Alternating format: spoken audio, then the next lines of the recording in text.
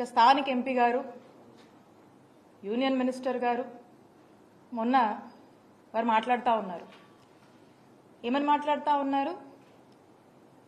ఆరోగ్యశ్రీకి డబ్బులు లేవని, పేషెంట్లకు వైద్యం అందించలేమని, నెట్వర్క్ హాస్పిటల్కి డబ్బులు ఇవ్వలేమని, అందరూ ఆయుష్మాన్ భారత్ కార్డులు తీసుకోవాలని చెప్పి వారు మాట్లాడుతూ ఉన్నారు. అసలు ఇక్కడ నాకు ఒక అనుమానం అనిపిస్తూ ఉంది.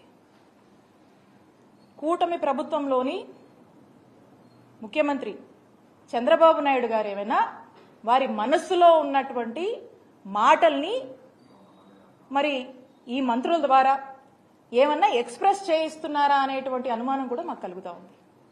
ఏమని? హెల్త్ వాళ్ళకంత ప్రయారిటీ కాదని, మరి ఆరోగ్యశ్రీని ఏమైనా వైండప్ చేస్తున్నారనేటువంటి ఒక అనుమానం కూడా మనకు కలుగుతూ ఉంది. ఆయుష్మాన్ భారత్ కార్డ్స్ వాళ్ళకున్నటువంటి టెక్నికాలిటీస్ కావచ్చు, వాళ్ళు మనకు ఇస్తున్నటువంటి దీని ప్రకారం మనం చూస్తున్నట్టే మాకు బాధలు ఉన్నాయి, కష్టంగా ఉందని చెప్పి వారు మాటలు చెప్తా ఉన్నారు. మేం చెప్తా ఉన్నాను,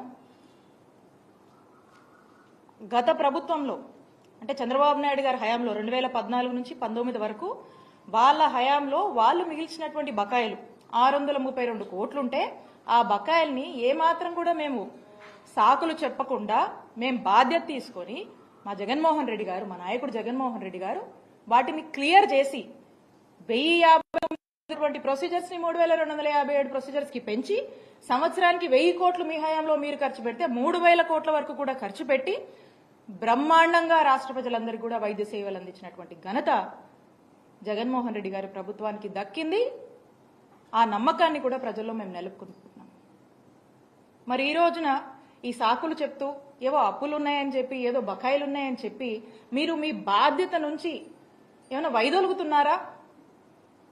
మీరేం ఇండికేషన్ ఇస్తున్నారు అనేటువంటి సందేహము ఈరోజు రాష్ట్ర ప్రజలకు కలుగుతుంది అని తెలియజేస్తున్నాను.